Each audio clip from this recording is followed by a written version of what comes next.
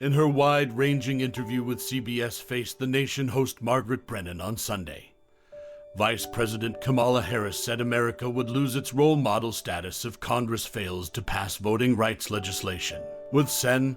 Joe Manchin, DWVA, essentially ending President Biden's chances to pass Build Back Better.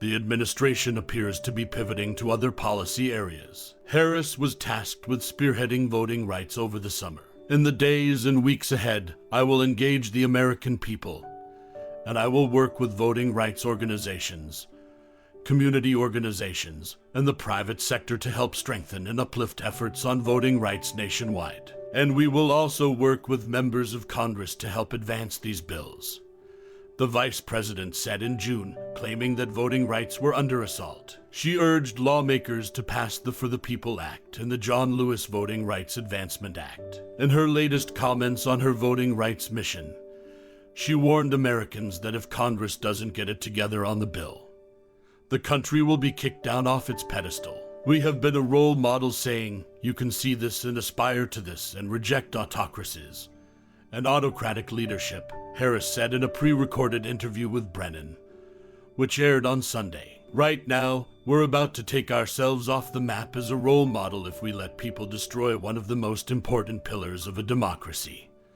which is free and fair elections. Harris added that while most Americans likely don't see voting rights as an urgent matter, the more the administration spotlights it, the more people will realize that some are suppressing the right of the American people to vote.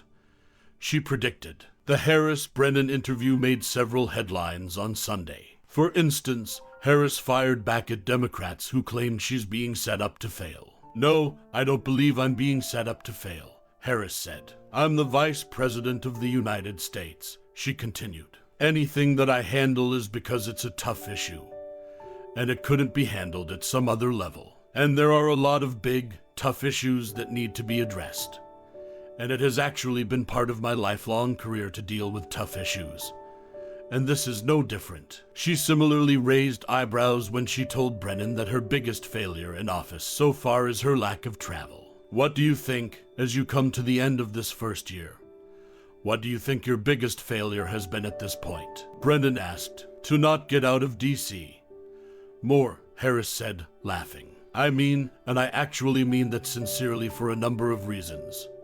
She added, we, the president and I came in. COVID had already started. The pandemic had started. And when we came in, we really couldn't travel." Harris also recently had a disastrous interview with Charlamagne Tha God, in which she lost her temper at the TV host after he suggested Biden was not the person in charge at the White House. Harris' off-putting personality during interviews she's granted during Biden's first term may account in part for her historically low approval numbers. She has blamed race and gender for the negative media coverage, according to recent reports. High-profile members of her staff have also headed for the exits in recent weeks amid reports of a toxic work environment.